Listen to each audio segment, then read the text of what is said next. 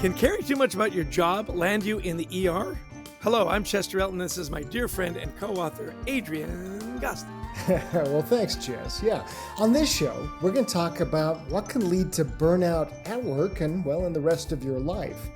We'll identify signs of what we call over-caring, and we'll think about how we can create boundaries around our emotional caring.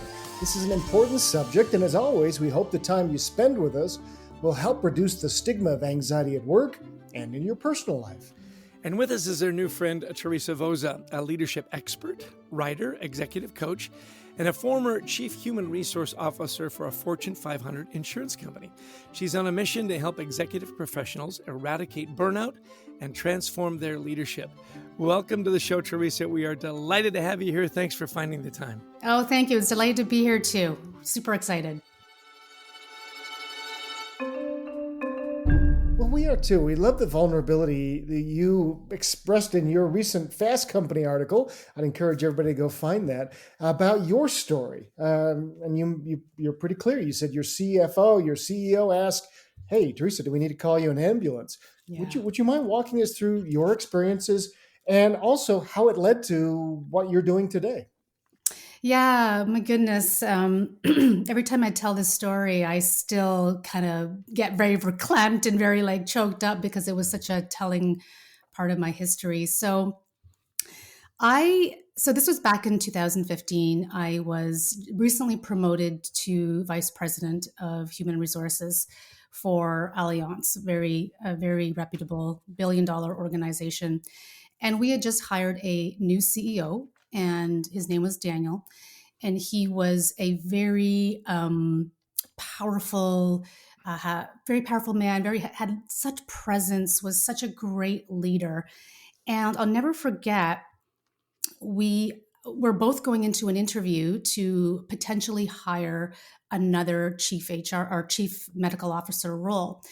And in that meeting, as we were sitting at that interview table and as we were asking questions, I remember feeling like sudden flush of heat and really growing heart palpitations. And I remember getting up from the chair and having to steady myself on the desk. And I took a few steps. No one really knew what was happening. And then I eventually tripped and almost fell to the ground if it wasn't for a chair that was in front of me. Of course, this sent everyone in a flurry. And here's two, very senior people in a role. I'd just been promoted. I was just in front of my new boss. And I told them, I think I was having a heart attack. Turns out I was not having a heart attack, but that didn't stop them from ordering an ambulance and having me being taken out of the office in a stretcher in front of all of my peers and being brought to a downtown hospital. And it was during my time in the hospital when they said to me, "Teresa, you're not having a heart attack after all these batteries of tests." They said, "You are having an anxiety attack." And they indicated to me that it looked like I was suffering signs of burnout. I wish I could tell you that that was the first time and only time, but because, overwork and caring too much about my job and about my reputation and all the things was so important to me, I went on a couple more times having those anxiety attacks until I finally started to realize that what I was really struggling with was anxiety. And so where that led me was down a transformative path of really starting to understand the signs and symptoms of being overly enmeshed with your work, the effects that my childhood and my trauma background had on how I was relating to work and its role in my life. And lo and behold, that brought me down a journey of eventually starting my own business a few years ago, working specifically with senior leaders, CEOs, VPs, directors in organizations who are struggling with high anxiety at work or high stress and helping them find a way to enjoy what I call as sustainable leadership. Sustainable leadership. That is great. It's so funny.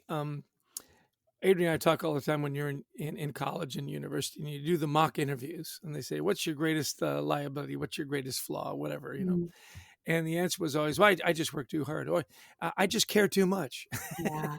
And of course, you're saying, look, if you care too much about your job and your reputation, it can take you down a dangerous path. So Yeah. you talked about identifying the signs of overcaring and why that might be a bad thing. Can you walk us Yeah. through, like, what do you look for to say, hey, you're on the wrong path here? Yeah, great question.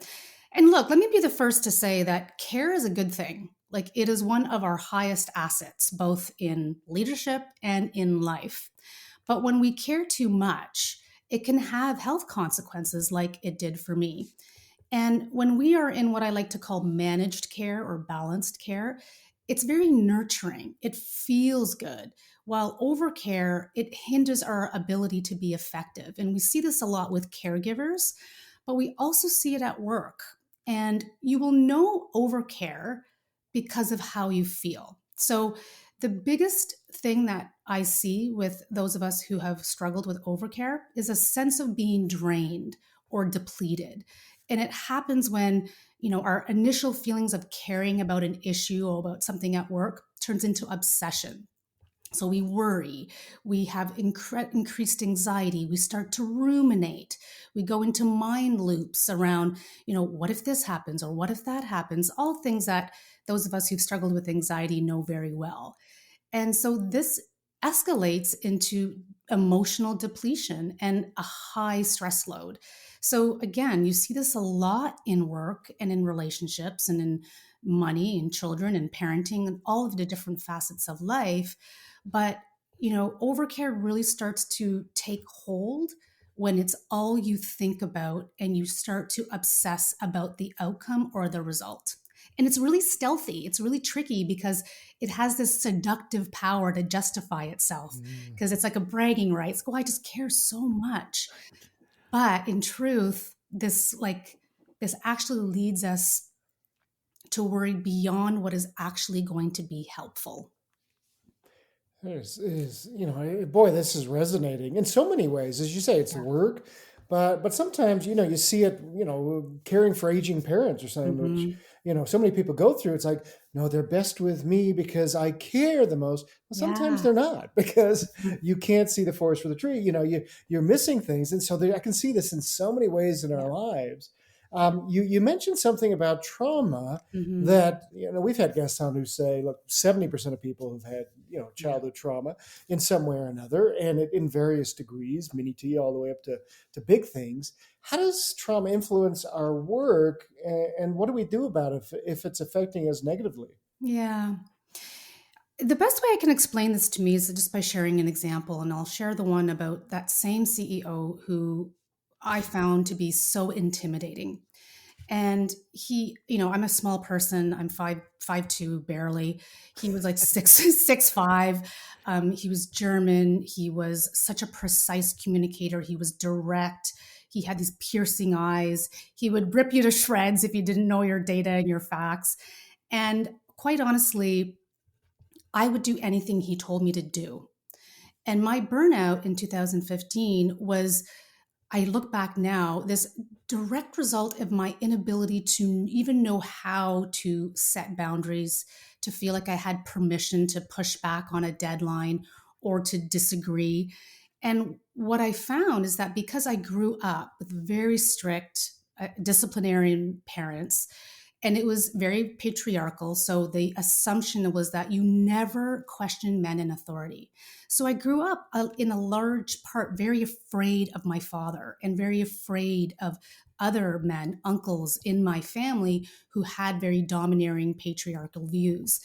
And so suddenly my overworking and my anxiety made sense because it was rooted in my many experiences as a child growing up very afraid, very kind of frozen against my father, always trying to win his approval. And from there, I started to really unpack what I like to call your conditioned tendencies, these ways of being in the world, these ways of responding to people. And that shows up in leadership, and really start to revise those beliefs as an adult and not still kind of live out that pattern I did as a kid. And look, I'm an executive coach. I work with senior leaders, and I see it with senior leaders all the time. You know, safety in the workplace is paramount, and the ability to make mistakes without fear and judgment or harm. And we call that psychological safety now, and I think it's such an important term to really understand and unpack. But it also starts with how safe you felt in general, and so it's worth taking a look under the covers, is what I would say. And to answer your question, like how do you help? I think one of the things is first to understand that these are childhood experiences, and I'm not a therapist, so I want to be very clear that that's not where I want to go with that. But start to understand your patterns. Like, start to see, where do you freeze, where do you acquiesce, where do you defer to others, where do you overwork. I mean, again, senior leaders, a lot of them overwork. And what is it about that tendency that may be rooted in other facets of the way you were raised, that we can start to rewire into more productive ways of being in the world and being as a leader? Really helpful. The way you grow up really does impact so much of how you interact with people, and particularly with your parents. Yeah. So I really appreciate you sharing that with us. You say we should take a step back when we get carried away, with those deep emotions. How do you create alternative practices, and what are some of them? Yeah. When emotions start to get carried away, we are likely, very unsettled. Our nervous system is activated. We have, the stress hormone, which is not all bad, but too much of it can start to course through our body and really affect the way we show up, our sympathetic nervous system. And what ends up happening is that many of us start to shut down without even knowing it. And that may show up in stiffening and tense jaw or furrowed brow or just a tight hold in your body. So one of the first things I like to do is I like to coach people through understanding not just up here, like the head up, but the head down. So let's start to incorporate the entire body. So the somatic sense of being. Just starting to notice when you're starting to tighten or stiffen, and start to soften it. And it's literally quite just that, just relaxing the shoulders, whether it's before a meeting or whether it's before a difficult conversation. Start to notice when you tighten and then relax the body. That sends the message to the brain that you're safe. The second thing I'll mention is that I did a lot of work with the Heart Math Institute, which is an organization where they've done 30 years of research of the connection between the heart and the brain. And so I always ask people to turn to breath if they can. And you can do this in the moment, in a board meeting. You can do this at your desk, and start to pay attention to breathing through your heart and chest area, and imagine that your mind and emotions are at ease and are calming. Because what we have found through the research is that different patterns of heart activity can have effects on your thoughts and behaviors. So all of a sudden now you have a little bit of a door that's opened to another way of responding. So those would be two things that I would work through with people to start helping them along. This has been so helpful. I can see how you're helping so many people, Teresa. How do people learn more about your work? Where would you send them? Yeah, super easy. I would say I do a lot of thought leadership on LinkedIn, so I do a lot of writing through there. So LinkedIn is a great place, but also my website. My website has some free resources as well as a contact page as well. Join my newsletter. I talk a lot about these topics with leaders all the time. And what is your website? Yeah, teresavoza.com or teresavoza.ca. Both will get you there. Wonderful. We'll put your website and everything in the show notes so everybody can click on that. So now, one of the issues is, look, you say, look, we got emotions, we get carried away. There's bad emotions that come. We get jealous because somebody gets promoted. We don't. We get angry. We get fearful. There's a lot of really hard emotions that come. So how can we accept emotions that may be kind of hard to accept. Yeah, I always say the key is to drop the fight. Just drop the fight. The first step in acceptance is to stop judging your experience as good or bad, as your feelings or emotions as good or bad. They just are. In some cases, they're physiological, in many cases, and they're messengers. And they're messengers that, if we take heed and listen to, probably has some worthwhile information. Maybe it's to go outside for a walk. Maybe it's to take a step back. Maybe it's to stop scrolling. But either way, it's a message to start to check in and attune inwards.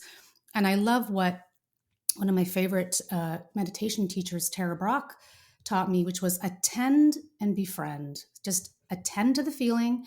There you are. Here, I know you. We're friends. And what do you need right now? And if we can get in the habit of just doing that daily check-in and not fighting the feeling like I shouldn't feel this way, or I wish I didn't, or I can't, just soften. Here it is. What do you need? Would be a great place to start. And there's a difference between checking in and being kind to yourself and not caring, right? Yeah. Like some people say, what the best way to relieve my stress is? I just don't care anymore. Yeah. Well, that's not good either, Yeah. right? Yeah. No, again, care is a good thing. Yeah. Yeah. So we're always interested in personal rituals and things that you do to take care of yourself and those of really successful people like you. Can you walk us through a few practices that you found personally that help you thrive? Yeah, I love this question. And I guess the first thing I'll say is I don't see self-care as a noun. I don't see it as something that you do like, taking a bath or, it could be, that'd be great. But I see it as a process. And I think it's a process of continually checking in with yourself and asking what you need. For me, there are three things, or non-negotiables, that are really important to my well-being and self-care and managing my anxiety. And that is movement. So first thing in the morning, whether I go for a run or I go for a hike, moving is big. The second thing is meditate, or be still. Just be still. Have a cup of coffee, meditate, just start to feel what's happening in my body, what's going through my mind. And the third thing is I like to journal. And I don't do a fancy journal. I really just talk about what is in front of me for the day and what is something that I may want to just keep in mind. Am I feeling anxious? Am I feeling nervous about something?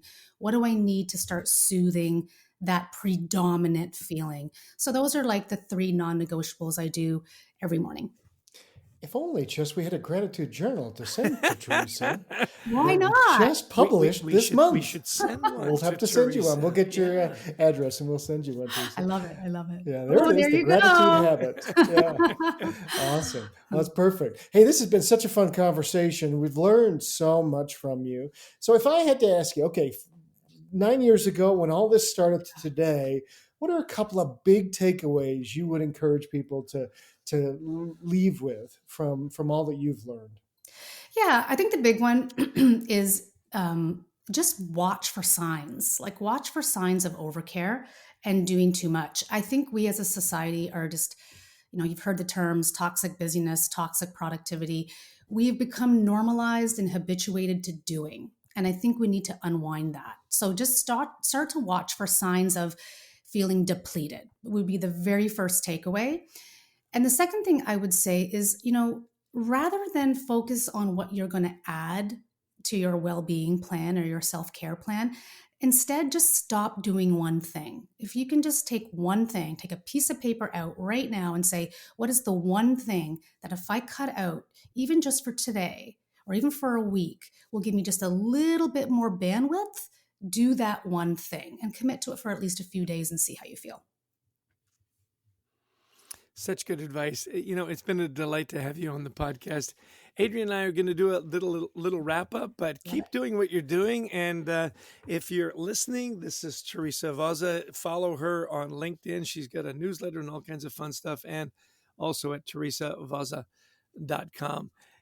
People are so stressed right now. What you're doing is so important. Yeah. Thank you so much for spreading the message and sharing your knowledge with our listeners. You've been a delight. Thank you both. It's been a pleasure. That's great. Adrian, Teresa gave us such an interesting insight into this over caring. Because so often we think, oh, caring is such a good thing, and you can't over care. Like if there's one thing you can't do too much, it's care. And yet it landed her in the ER. And I thought it was fascinating. It wasn't just once. Yeah. I mean, she'd had a lot of these attacks afterwards, and she called it an anxiety attack. I don't think we've had anybody ever say that usually before. It's panic attack or anxiety. Yeah, but anxiety attack. And in fact, I was just reading an account of somebody who was a VP of HR who had kind of the same thing. Actually, she worked for one of the biggest companies in the world. She was in Switzerland. She went into the doctor after an emergency room visit, and the doctor said, she says, how long am I be out of work? She says, at least a year. Oh my gosh. Yeah. And she says it was actually 18 months before I could return. And it was to do it right. And so this is a big deal that we haven't been talking about. This idea of, turning our caring into an obsession and ruminating. How often do you ruminate, which isn't a good thing. We sometimes go, let me ruminate on that. No, it's like, that's perfectionism, right? You go down that rabbit hole, right? Yeah. And you start saying, I'm not a good person to, I'm, evil incarnate. You can go down that rabbit hole. We had a good friend who went in and had to go to the ER, and his doctor literally said, your job is killing you. Yeah. That's the kind of job you should probably change, by the way, for those of you that are listening. I thought it was fascinating how she said, the way I grew up had such an impact. I grew up in a very authoritarian, very patriarchal family. You never questioned the man in charge. Yeah. And the size differential, her boss was 6'5" and she was 5'2". That's intimidating. That's where remote work kind of evens everything out, right? Everybody's the size of a Zoom square on your screen. It's pretty hard to be too intimidating when you're all the same size. That's true, because I have a CEO now go to say, I'm kind of intimidating. I go, really? Because you're an inch tall. You're only an inch square. You don't intimidate me. Yeah. So those childhood experiences, the thing that really resonated with me was when she said, drop the fight, stop judging the experience as good or bad, and do about those our emotions. That's about emotions, right? Yeah. And we talk about it all the time. It's good to have conversations, debate, argue. But when you fight, there's a winner and a loser. And so drop the fight, Well, internally, I think, she's getting at as well is that, look, emotion's going to hit us. We may feel fearful. We may feel angry. We may feel jealous. We may feel all these things we think are negative. She says, stop fighting that. It's a messenger. Yeah. Something, it's telling you something, so if you're feeling fearful, bad, this, that, or the other, what's the message that it wants to tell you? So stop fighting with yourself. As well as, like you say, with anybody else. That's part of this process. So really powerful. Yeah, and relax your body. And that's what I wanted to get to. So you find yourself in this, what do you do? Other than say, hey, call me an ambulance, right? Yeah. Relax the body. The message, again, all this is about messaging, right? The message that it sends your body when you relax your shoulders, you go to the breath, is that you're safe. I thought that was really interesting. Send your body messages that you're safe, and anxiety levels come down. Well, everybody, it's a great message to watch for signs as overcaring, as Teresa says. And I love this practical advice at the end. Stop one thing. Maybe it's your doom scrolling. Maybe it's, taking assignments or saying yes to things that you really don't want to do, or, whatever it is that's just filling up your days with busyness because you want to achieve. Our mentor, Marshall Goldsmith, talks about this, the poison sometimes of achieving. We just want to keep ticking things off, and it's so powerful, and it doesn't move us toward our real goals. Right. My last takeaway is her 3 things that she does for herself: movement, meditate, journal. I thought, so simple. And she says it's not an elaborate journal. It's just kind of, hey, what am I looking forward to the day? What did I kind of learn at the end of the day, and so on. So, get out, move around, meditate, some quiet time, relax your shoulders, be safe. And then just write stuff down, journal. I thought it was great. It was. And, really one of the most relaxed people we know, our producer, Brent Klein, who just keeps us so on track and so zen as we do all this. To Christy Lawrence, who helps us find amazing guests like Teresa. And all of you who listened in, we want to thank you. If you like the podcast, please share it. let others know about it. We'd also love you to visit thecultureworks.com for some free resources to help you and your team thrive. And we love speaking to audiences all around the world, whether it's virtually, in person, small leadership groups, auditoriums filled to the brim. We talk about culture, teamwork, resilience. We talk about how to manage your anxiety, how to build a great, engaging, all-in culture as we talk about. So give us a call. We'd like to talk to you about your event. And always, of course, pick up our book, Anxiety at Work. It's available on Audible, on Amazon, wherever fine books are sold, as well as on litvideo.com. We just did a fun launch for that book. If you're not sure what video books are, go to litvideobook.com, and they'll explain it to you. It's a great new format for learning for executives. Well, great information, great guest, great fun, great humor. We didn't mention that she was in Toronto, so a fellow Canadian, eh? You got to love that. And we look forward to seeing you again in our next podcast. But Adrian, wrap us up with the last word. Well, yeah, and from here in Park City, Utah, and Chester from Summit, New Jersey, we want to thank you for joining us. Until next time, we wish you the best of mental health.